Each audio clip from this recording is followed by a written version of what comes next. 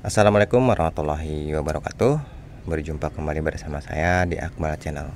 Apa kabar semua? Mudah-mudahan kita semua dalam keadaan sehat walafiat dan selalu dilimpahkan rezekinya, amin.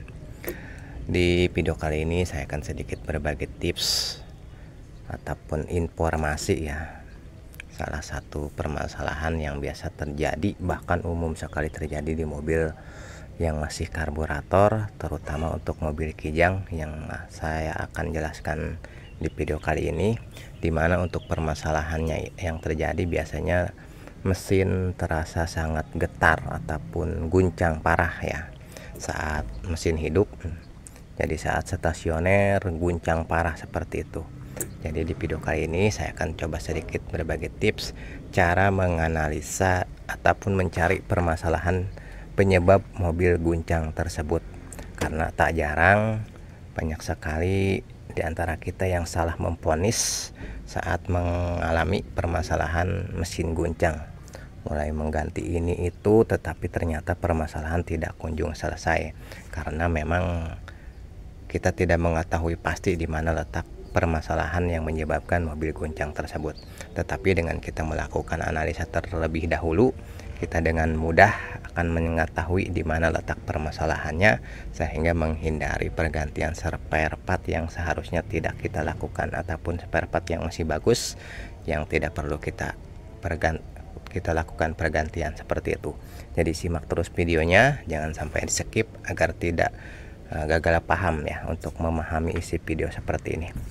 Oke, yang pertama untuk penyebab mesin guncang ataupun guncang parah ya seperti itu, goyang parah, itu memang ada beberapa faktor penyebab ya, mulai dari sektor pengapian dan juga sektor karburator. Saya di sini akan coba jelaskan terlebih dahulu untuk di bagian sektor pengapian. Hal yang paling utama yang harus kita lakukan pengecekan adalah kondisi busi ya. Jadi pastikan untuk kondisi businya ini masih dalam keadaan bagus, artinya tidak basah ya. Untuk bagus itu kan relatif ya, walaupun udah pemakaian lama, untuk kondisi busi kan tidak ada patokannya, karena memang biasanya untuk busi kan jarang sekali mati total seperti itu. Karena untuk busi biasanya yang bermasalah itu karena untuk percikan apinya sudah ngacak, ataupun karena si busi itu basah seperti itu. Itu juga mengakibatkan mesin menjadi guncang ataupun getar parah. Nah, untuk memeriksa busi ini kita bisa melepas businya ya. Mungkin saya akan coba contohkan satu. Jadi untuk memeriksa busi kita bisa melepas busi satu seperti ini. Ini dalam keadaan mesin mati ya tentunya. Kita bisa memperhatikan ujung busi seperti ini ya. Nah, pastikan untuk di ujung busi ini tidak basah ya, entah itu basah oli ataupun basah BBM. Pastikan si busi ini kering, ujung busi ini. Untuk di bagian erat ulirnya ini nggak apa-apa ya walaupun basah, karena saat kita melepas busi pasti ada genangan oli. Untuk di silinder head ini juga bisa mengakibatkan si ini busi basah untuk bagian ulirnya. Tetapi untuk yang perlu kita perhatikan adalah untuk di ujung busi ini, karena kita juga pasti bisa membedakan ya, jika busi ini kan relatif kering seperti ini, tetapi ada juga yang hitam ataupun basah. Itu juga penyebab yang menyebabkan mobil menjadi guncang ataupun goyang parah seperti itu. Kita bisa melakukan ataupun membuka semua businya ya, satu persatu kita cek. Pastikan itu yang pertama, si businya ini kering, dan yang kedua pastikan untuk celah gap busi ini ya. Ini pastikan untuk celah ataupun kerenggangan businya juga diperhatikan. Untuk keempat businya pastikan untuk kerenggangannya itu sama. Biasanya untuk mobil kijang antara 80, 0,80 sampai 100 ataupun 1 mili ya seperti itu. Jadi pastikan untuk si busi ini juga untuk kerenggangannya diperhatikan, dan pastikan si busi ini tidak basah. Jika memang saat kita melepas basah, jika kita punya rezeki lebih, kita bisa menggantinya dengan yang baru.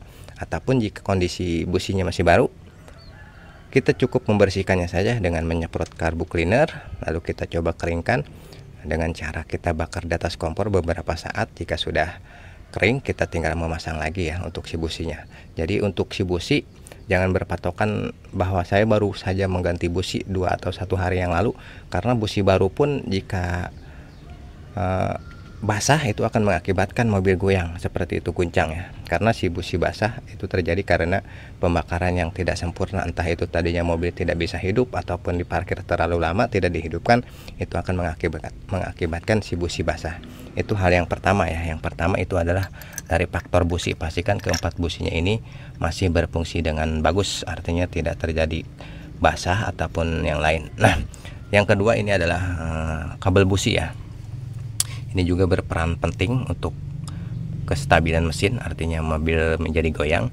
Pastikan untuk resistansi keempat busi ini masih bagus ya, tidak ada yang terputus, karena tidak jarang juga jika kondisi busi ini, kabel busi ini bermasalah, ini akan mengakibatkan mobil menjadi guncang. Dan yang kedua, kita bisa melepas si kabel busi dari tutup delconya ya. Perhatikan, karena ini kadang jarang kita perhatikan juga.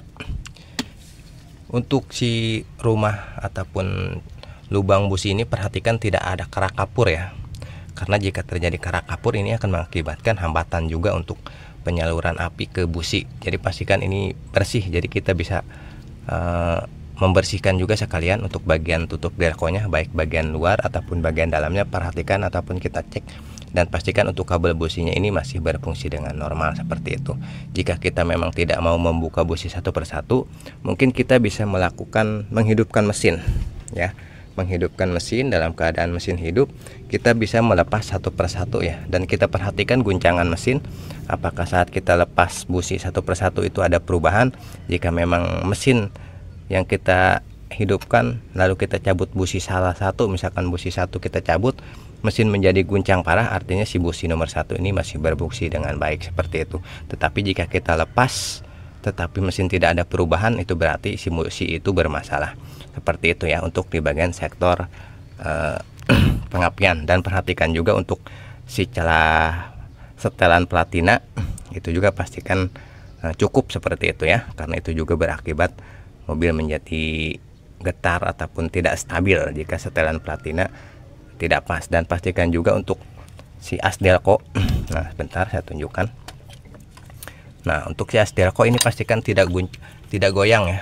Nah, karena tidak jarang untuk as delco ini goyang, ini akan mengakibatkan si bukaan platina menjadi tidak rata, sehingga mengakibatkan kestabilan pengapian itu juga tidak stabil, sehingga mengakibatkan mobil menjadi goncang seperti itu. Itu dalam faktor pengapian ya. Jadi selain dari faktor pengapian, yang penyebab utama mesin getar juga ada di bagian sektor karburator ya. Nah, untuk sistem karburator di sini memang agak sedikit kompleks karena saling berkaitan dengan satu sama lain ya. Nah, jadi untuk menganalisanya mungkin kita bisa lebih banyak ya. Yang pertama, pastikan tidak adanya kebocoran yang menuju intake manifold. Karena apa? Karena jika terjadinya kebocoran, itu akan mengakibatkan campuran udara dan bahan bakar itu menjadi tidak seimbang ya. Artinya terlalu banyak udara, itu juga akan mengakibatkan mesin menjadi guncang parah seperti itu ya. Karena campuran udara dan bahan bakar itu tidak seimbang. Nah, terus bagaimana kita mengetahui di manakah letak kebocoran udara seperti itu ya. Nah, yang pertama pastikan untuk si selang yang menuju vakum delco ini. Nah, biasanya kan untuk yang bagian atas ini menuju ke manifold ya. Untuk manifold bagian ini, pastikan untuk si vakum delco ini tidak terjadi kebocoran. Ditandai dengan saat kita hisap, kalau kita lepas selang ini yang menuju ke vakum delco, kita hisap itu akan terasa berat ya. Jika si vakum delco ini masih bagus, artinya tidak terjadi kebocoran. Tetapi jika kita hisap dia ngelos, artinya ringan sekali, itu berarti terjadi kebocoran seperti itu ya. Dan yang kedua, pastikan juga tidak terjadi kebocoran untuk bagian PCP ini, karena si PCP ini kan dia menyambung ke bawah packing karburator ya, manifold di sini ya ada ebonitnya. Nah, biasanya untuk PCP ini juga sering terjadi bocor sehingga mengakibatkan ngelos ya, udara ngelos, sehingga mengakibatkan suplai bahan bakar dan udara ini tidak seimbang karena adanya kebocoran dari PCP ini. Nah, yang kedua ini untuk selang booster ya, booster rem, karena ini juga menuju ke manifold. Pastikan juga untuk si selang ini ataupun menuju ke booster tidak terjadi kebocoran. Untuk kebocoran di booster ini biasanya dikarenakan seal yang ada di belakang ini. Karena jika kita melepas master rem, untuk di bagian belakangnya di sini biasanya ada seal ya, seal karet antara aspal nonjok dan rumah booster ini kan ada seal. Nah, jika seal itu bocor, itu juga akan mengakibatkan terjadinya kebocoran seperti itu ya. Jadi tidak semerta maksudnya tidak harus si rem keras saja, tetapi biasanya terjadi kebocoran dari seal itu. Nah, lalu untuk menganalisa lebih pastinya, kita bisa menghidupkan mesinnya ya. Kita bisa menghidupkan mesin. Setelah mesin hidup, misalkan mesin masih dalam keadaan guncang seperti itu, kita bisa melepas selang satu persatu. Misalkan kita lepas terlebih dahulu selang ini ya, selang yang menuju vakum dilako kita lepas, lalu kita sumbat seperti ini. Perhatikan apakah goyangan mesin ada perubahan seperti itu ya. Jika ada perubahan, misalkan menjadi lebih anteng ataupun ditandai dengan RPM mesin yang lebih turun, artinya dia biasanya jika ada kebocoran udara, lalu kebocoran udaranya itu kita sumbat, si RPM mesin biasanya akan relatif lebih turun. Itu juga berakibat karena adanya kebocoran. Nah, mungkin jika saat kita melepas vakum dilako terus ada perubahan, RPM mesin menjadi lebih turun, selain karena ini ya, kalau untuk vakum dilako memang akan turun ya, karena memang untuk pengapian dia menjadi menjadi lebih maju seperti itu. Jadi pastikan ada kerataan lah ya, ada kerataan untuk goyangan mesinnya. Jika memang ada perubahan, mungkin bisa jadi si vakum dilako bocor. Lalu untuk si PCP ini, kita juga bisa melepas selangnya saat keadaan mesin hidup, lalu kita sumbat. Setelah kita sumbat, pastikan untuk guncangan mesin ada perubahan. Tetapi jangan lupa perhatikan juga untuk keleman di sini ya. Biasanya kan untuk keleman di sini kan ada keleman agar si selang ini kencang. Karena jika keleman ini ataupun selang ini kendor juga untuk yang menuju packing ebonitnya, ini akan mengakibatkan kebocoran. Dan pastikan juga untuk packing ebonitnya ini tidak terjadi keretakan ya. Karena jika terjadi keretakan, ini juga akan berakibat bocor, karena biasanya untuk pipa yang tertanam di ebonitnya juga suka sering bocor seperti itu ya. Jadi pastikan untuk si selang ini tidak ada kebocoran. Dan saat kita hidupkan lalu kita sumbat untuk selang ini, kita cabut ya, kita cabut seperti ini. Misalkan kita cabut untuk selang ini, kita cabut. Nah, jika ada mesin perubahan ditandai dengan mesin menjadi lebih anteng, lalu RPM mesin biasanya menjadi lebih turun, itu berarti di situ ada kebocoran. Tetapi jika tidak ada perubahan, memang masalahnya bukan di sini. Begitupun juga untuk booster rem ya, kita bisa melepasnya, entah melepas di sini ataupun di sini, terserah di mana saja. Saat mesin hidup, lalu kita sumbat untuk yang menuju ke manifold. Jika ada perubahan, berarti di situ ada terjadinya kebocoran. Itu untuk bagian selang-selang yang menuju ke intake manifold ya, terutama yang berhubungan dengan intake manifold, entah itu yang menuju ke jalur AC, solenoid AC seperti ini, ataupun yang lain, itu juga berpengaruh. Selanjutnya untuk bagian packing bawah karburator ya. Nah, untuk bagian packing bawah karburator, perhatikan juga untuk packingnya, pastikan tidak terjadi kebocoran. Karena jika ini adanya kebocoran, ini juga sama ya, akan mengakibatkan mesin guncang. Jadi pastikan tidak adanya kebocoran untuk bagian packing bawah manifold. Biasanya kan ada ebonitnya ya, pastikan itu masih rata dan packingnya juga tidak tipis. Dan yang kedua, ini adalah packing tengah. Nah, packing tengah ini ya, nah ini kan ada baut. Untuk bagian bawah manifoldnya juga, tengah-tengah ada juga baut ya, dua. Pastikan untuk packing ini dia masih presisi ataupun kencang, karena sering saya menemukan si baut ini pada kendor karena mungkin pernah dilakukan servis, entah itu ganti koin karburator ataupun yang lain. Jadi kita cek juga bahwa si baut-bautnya ini kencang, artinya tidak terjadi kebocoran antara bagian bawah karbu dan bagian atasnya seperti itu ya. Ini untuk bagian karburator. Jadi setelah kita cek pastikan untuk semua packing karburator tidak terjadi kebocoran, entah ini packing bawahnya ataupun packing tengah karburator. Karena untuk karburator kan ini ada dua bagian atas dan bagian bawah. Pastikan untuk ke semua packingnya ini tidak terjadi kebocoran. Nah, selanjutnya kita bisa mendeteksi kebocoran udara dari packing manifold ini. Karena untuk packing manifold ini justru kadang memang agak sulit kita prediksi ya. Yang pertama kita harus perhatikan bahwa tidak adanya baut kendor. Untuk ke semua bautnya pastikan kita cek untuk baut-bautnya ini semua kencang. Tetapi walaupun baut semua kencang itu juga bukan jaminan tidak adanya kebocoran. Karena untuk packing ini kan biasanya entah itu karena panas jadi dia menipis ataupun ada rongga sekecil apapun, itu juga akan membuat kebocoran. Nah, untuk mendeteksi kebocoran di packing manifold ini saya akan coba sedikit berbagi tips juga. Yang pertama, kita kencangkan terlebih dahulu ya untuk setelan anginnya. Kencangkan setelan anginnya, tapi jangan sampai mesin menjadi mati ya, artinya masih bisa hidup dengan rata, tidak sampai mati. Lalu kita bisa membuat ataupun memasukkan bensin ke dalam botol apa saja, tetapi kita masukkan bensin, entah itu mau pakai bensin ataupun mau pakai semprotan karbu cleaner, bebas ya. Tetapi mungkin yang lebih mudah kita dapatkan yaitu bensin, kita masukkan ke botol kecil, lalu untuk tutup botolnya kita kasih lubang kecil saja agar bisa menyemprotkan bensin seperti itu. Nah, lalu kita coba hidupkan mesin ya. Jadi saat mesin hidup kita setel angin terlebih dahulu sampai dia mau mati, tetapi tidak sampai mati. Lalu kita semprotkan bahan bakar itu ke sambungan ini. Nah, ke sambungan manifold ini kita semprotkan pelan-pelan ya, satu-satu. Perhatikan apakah ada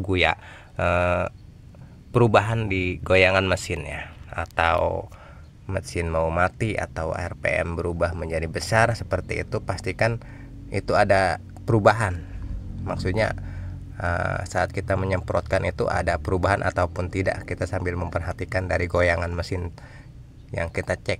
Jadi jika ada goyangan misalkan entah mau mati ataupun RPM menjadi lebih besar, itu bisa dipastikan di situ ada terjadi kebocoran ya.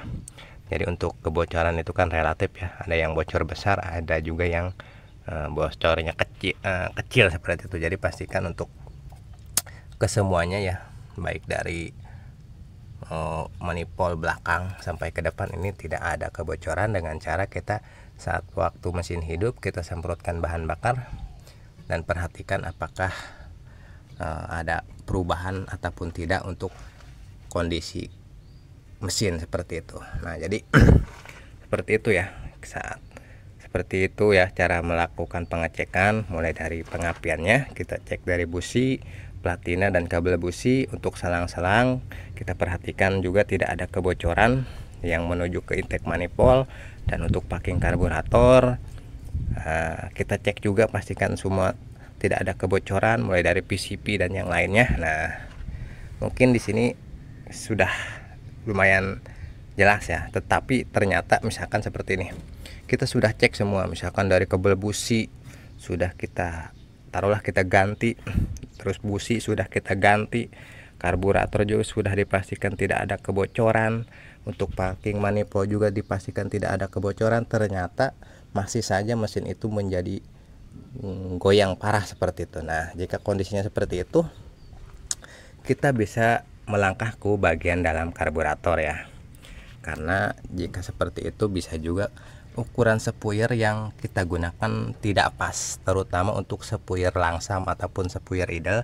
Mungkin di sini tidak bisa saya tunjukkan letaknya. Biasanya untuk sepuyer idle di sebelah sini ya, di letak bawah sini, dia nggak jauh dari pompa akselerasi. Bentuknya seperti ini, sebentar saya coba tunjukkan. Nah, seperti ini ya. Nah, ini sepuyer langsam ataupun sepuyer idle ataupun slow port ya. Biasanya untuk ukuran sepuyernya ini dia terlalu kecil, artinya si lubang sepuyernya ini tidak mencukupi, terlalu kecil ya, tidak terlalu besar. Artinya kita bisa membesarkan terlebih dahulu. Kita mencoba membesarkan ukuran lubang sepuyer ini, entah itu dengan kita rojok memakai kawat ataupun yang lain. Intinya kita perbesar sedikit diameter lubangnya seperti itu ya. Jadi tidak perlu kita melepas karburator total, kita bisa melepas atasnya saja, lalu kita melepas sepuir yang tadi saya sebutkan, kita coba besarkan sedikit.